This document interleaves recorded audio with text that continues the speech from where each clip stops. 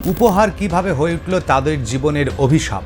শুধু স্বামী স্ত্রী নয়, এই মারণ উপহারের বলি হলো সদ্য বিবাহিত ছেলেটির 85 বছর বয়সী নিরাপরাধ জেঠিমা।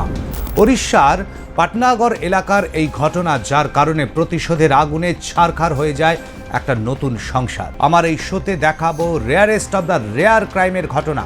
আপনাদের আজ জানাবো এমন একটি ঘটনা যাকে আদালত এক নৃশংস ঘটনা হিসাবে উল্লেখ করেছে।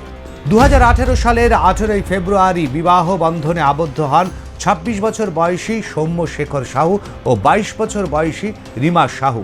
দুই কলেজ লেকচারারের সন্তান সৌম্য শেখর কাজ করতেন বেঙ্গালুরুর একটি জাপানিজ ইলেকট্রনিক্স ফার্মে। রিসেপশনের ঠিক 3 দিন বাদে 23 তারিখ রিমা শ্বশুরবাড়ির রান্নাঘরে কাজ করতে করতে সৌম্যের সঙ্গে আলোচনা করছিল যে হানিমুনে কোথায় যাওয়া যায়। ঠিক এমন সময় বেজে ওঠে কলিং বেল। দরজা খুলে সৌম্য দেখতে পায় এক বড় সাইজের পার্সেল হাতে নিয়ে দাঁড়িয়ে আছে ডেলিভারি বয়।